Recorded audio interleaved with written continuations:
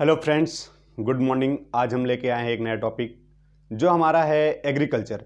अब एग्रीकल्चर के बारे में बात करते हैं। एग्रीकल्चर क्या होता है? एग्रीकल्चर में जितना भी हम एग्रीकल्चरल वर्क करेंगे वो हमारा टोटल एक्सपेंडिचर जितना है वो हमारा एग्जम्प्ट हो जाता है अंडर सेक्शन 10 सबसेक्शन 1 के अंदर। ठीक है, कितने कौन से सेक्शन में? Section 10 subsection 1।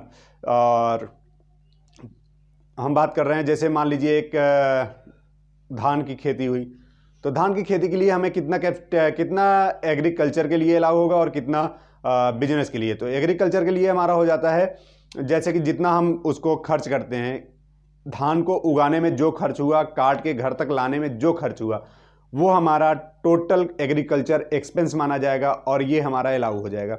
मतलब इतना तो एग्जम्प्ट मिलना ही मिलना है। और उसके बाद जब धान को हम काट लेते हैं, धान को काटने के बाद इसकी जो क्या बोलते हैं उसको, फली होती धान की, धान से फली को चावल और धान को जब अलग किया जाता है, फली से निकाला जाता है, तो उसमें हमारा आता है जो फली को अलग करने में जो एक्सपेंस होगा वो हमारा क्या होगा?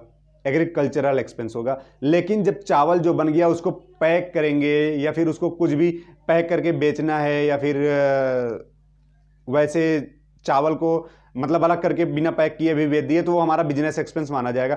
लेकिन ये अलाउ नहीं होगा, ये हमारा बिजनेस माना जाएगा, बिजनेस एक्सपेंसेस माना जाएगा।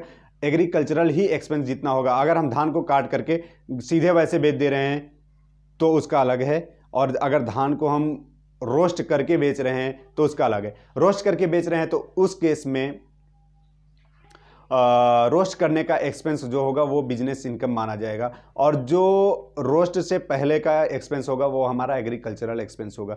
अब हम कैसे कैलकुलेट करेंगे एग्रीकल्चरल एक्सपेंस और टैक्स ऑन एग्रीकल्चरल इनकम पे? तो हम इसमें बात करते हैं टैक्स ऑन एग्रीकल्चरल इनकम पे। तो ये आता है इसमें, जैसे हम total income, agricultural income plus total agricultural income, जितना एग्रीकल्चरल पिन हुआ plus non agri, agri plus non agri दोनों को ऐड करेंगे, जितना वही आएगा उसमें कितना टैक्स बन रहा है स्लैब रेट के हिसाब से उस पर निकालेंगे।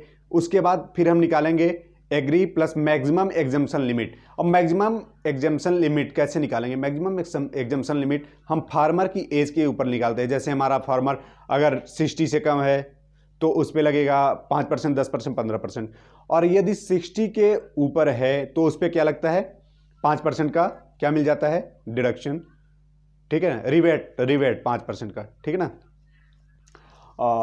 5% वाला मतलब हम स्लैब इसमें से नहीं हट जाता है तो इसमें सीधे 20% से आता है। वो भी कैसे लगता है आपको पता ही होगा, टोटल इनकम जब कैलकुलेट करते हैं उस पर कैसे लगता है। 5% पहले 2.5 लाख पे नील, अगले 2.5 लाख, 2.5 से 5 पे 5%, फिर 5 से 10 लाख पे 20%, उसके बाद जो आता है उस पर लगता है 30%, फिर उसके बाद सरचार्ज वगैरह वगैरह वगैरह। ठीक है ना, तो हम उसी हिसाब से, जैसे हमारा फार्मर 60 प्लस है तो उसमें हमारा 20% से स्टार्ट होगा 5 लाख की इनकम पे। और यदि slab rate, maximum exemption limit हमारे फार्मर का एज 80 है तो वो भी उसी हिसाब से लागू होगा, जैसे 80 हिसाब के टोटल 80 ईयर के टोटल इनकम पे लगेगा। जो हमारे सुपर सीनियर सिटीजन होते हैं उनके ऊपर जो टैक्स स्लैब रेट लगता है उसी हिसाब से एग्रीकल्चरल इनकम पे भी लगेगा। तो हम बात करते हैं अब एग्रीकल्चरल इनकम की। मान लीजिए एक फार्मर है, उनका नाम है गिरिराज।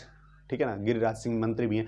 तो गिरिराज हमारे एग्रीकल्चर हैं, मतलब फार्मर है। ठीक है ना, और उनका टोटल इनकम हमारे पास है एग्रीकल्चरल के हिसाब से 5 लाख, और नॉन एग्री इनकम भी है उनका 5 लाख। तो इस पे क्या लगेगा? और उनकी उम्र है 45 साल, तो इस पे लगेगा स्लैब रेट हमारा 5%। और मान लो वहीं उनकी एज 60 ईयर होती तो हमारा स्लैब रेट रखता 20% वाला स्टार्ट होता, और यदि उसके ऊपर भी होता तो फिर 80 ईयर वाला स्लैब रेट लग जाता। ठीक ना, तो यहाँ तक बात आपको समझ में आई। अब आगे हम बात करेंगे अगले वीडियो में, उसमें हम बात करेंगे आपसे कि जैसे कॉफ़ी रोस्ट कर रहा है, ग्रो कर रहा है लेकिन रोस्ट नहीं कर रहा है, ग्रो कर रहा है, कर्ड कर रहा है, रोस्ट कर रहा है, तीनों काम कर रहा है, तो उस पर क्या रेट लगेगा? और टी का, अगर टी उगा रहा है और टी को सप्लाई कर रहा है तो उस पर क्या लगेगा? और यदि रबड़ की मैन्युफैक्चरिंग कर रहा है तो उस पर क्या लगेगा? फिर इसके बाद हम अगला टॉपिक उठाएंगे क्लबिंग का। क्लबिंग के बाद हम आपसे आगे फिर बात करेंगे सैलरी इनकम पे। तब तक के लिए आप अपना ख्याल रखिए।